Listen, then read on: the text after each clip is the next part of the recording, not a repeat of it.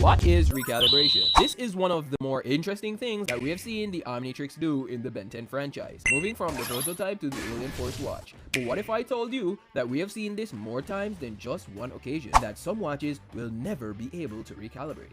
You see, recalibration is defined by Google as to recalibrate or adjust something once, more essentially changing the makeup of it. When the prototype Omnitrix recalibrated for the first time, we see where it got a drastic change. Let's analyze a few things that marked this recalibration as a different watch. Firstly, the most obvious is the design change. Moved from the fatter, bulkier watch to the more sleeker design. Along with that, we had the icons replaced with holograms and a brand new playlist of 10 aliens. And lastly, a less known fact is that the timeout function was taken away. The watch essentially updated and became a new watch, but one could say that that's just it for recalibration.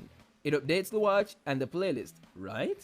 Wrong. Recalibration comes in more variation than just that. The reboot shows us as this watch recalibrated a whole 3 times, but for a different reason, and all for a term I'd like to call manual or forced recalibration. In the first recalibration, it was triggered by upgrade when it entered the watch itself. So for those upgrade fans, you can truly get to see what this transformation can do, as it upgrades the watch itself, unlocking master control and also creating another byproduct, which is where it unlocked a new hybridization function, introducing the Omni Enhanced mode.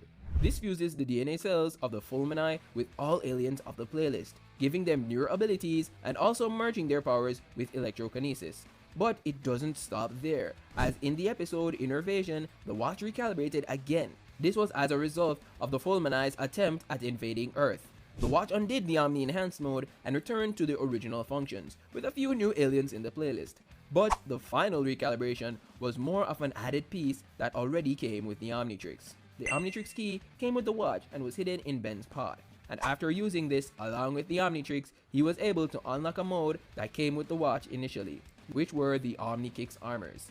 These armors functioned as buffs for the aliens and their abilities, stuff like giving 4 arms and Humongosaur projectiles, and an overall durability and strength buff. A common thread between all recalibrated watches, however, is the change in design. So we can clearly see that a recalibrated Omnitrix always changes how it looks, but the functions aren't always the same. Some other watches we can refer to are the watches like the Omnitrix 10K, where we can see a different form of recalibration. But you see, every single change the Omnitrix had before had a cause, whether it's the Omnitrix Prime being recalibrated because Ben took it off, or the other watches being recalibrated or ignited by some external factor, but this watch changed in appearance, in theory because Ben never took it off, and the watch grew up with him and changed alongside him, even adding this special feature of using nanomachines to enhance his abilities. Now, that's all fine and dandy. It seems that the watch evolves alongside Ben, as I discussed in a previous video. But what about the watches that cannot ever recalibrate? Firstly, we speak about the Ultimatrix. Made by Albedo,